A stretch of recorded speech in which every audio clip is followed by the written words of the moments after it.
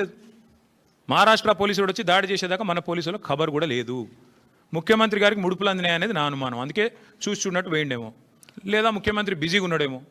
ఏది ఎవడు రీట్వీట్ అవుతుండే వాళ్ళ మీద కేసు పెట్టుర్రి, ఎవడు పోస్ట్ పెడుతుండే వాళ్ళని అర్జెంట్ లోపలేయండి, లేదా గణేష్ కాడపోయి కొద్దిగా స్టంట్ కొట్టినట్టు చేద్దాం, అక్కడ కేసీఆర్ పాటలు బాగా పెడుతురు, పోలీసు వాళ్ళు డీజే బాక్సులు గుంజుకోవాలి, యాంప్లిఫైర్లు గుంజుకోవాలి. గదే పని ఏమన్నది ఇవాళ పోలీసులకు రాష్ట్రంలో పని. పాపం పోలీసుల బండ్లలో డీజిల్ దిక్కులేదు. మేము మమ్మల్ని అరెస్ట్ చేస్తుంటే హరీష్ రావు గారు అడిగినారు, ఏమైనా నీకు టీఏ వచ్చిందని అడిగారు. పాపం ఆయన నవ్వుతుండు పోలీసు ఆయన. డిఏ వచ్చినాదా, టీఏ వచ్చినాదా, మీ బండ్లలో డీజిల్ అని వస్తున్నాదా అంటే చెప్పలేకపోతున్నారు. పోలీసు వాళ్ళు నవ్వుతున్నారు. అట్లాంటి పరిస్థితి ఉన్నది వాళ్ళు. అందుకే ఈ రాష్ట్ర హోంమంత్రికే ముడుపులు అందినట్టుగా నాకైతే అనుమానం ఉంది.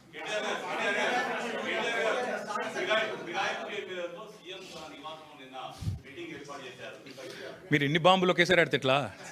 అయితే బ్రదర్ సింపుల్, ఇందులో ఏం చర్చ చేయాల్సిన అంశం కూడా ఏం లేదు. వాస్తవం ఏంటంటే already the PCC president has turned approver. PCC president తన నేర ఆరోపణను అభియోగాన్ని ఒప్పుకున్నాడు ఆల్రెడీ బహిరంగంగా. ఓ టీవీ చర్చలో పీసీసీ ప్రెసిడెంట్ గారిని అడిగినారు, ఏమండి ఎమ్మెల్యేలు చేరినారు అంటే, అవును చేరినారు మా కాంగ్రెస్ పార్టీలో అని చెప్పిండు. ఇక నేరాంగీకారం జరిగిన తర్వాత విచారణ ఎందుకు, ఇంకా చేసేదేముంది? PCC president has turned approver.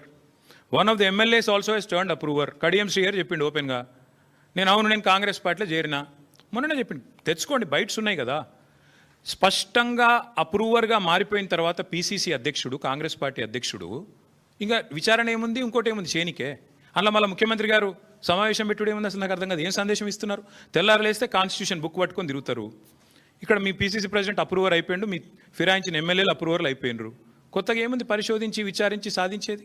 ఏం లేదు కదా. ఐ థింక్ ఇక విల్ స్టాప్ హియర్. ఇక మిగతా విషయాలు 100 ఉన్నాయి, మళ్ళీ మాట్లాడుకుందాం. కాకపోతే ఈ మూసీ కుంభకోణం దయచేసి అది చూడుండ్రి కొద్దిగా. మీరు రేపు రాస్తారో రాయరో మరి ఎవరేందో కూడా ప్రజలు చూస్తారు. ఎవరు రాస్తారో ఎవరు రాయరో కూడా ప్రజలు చూస్తారు. ఎవరికి ఏం ఒత్తిళ్ళు ఉన్నాయో, ఏ సంస్థలకు అడ్వర్టైజ్మెంట్ల వల్ల మీరు పడుతున్న ఇబ్బందులు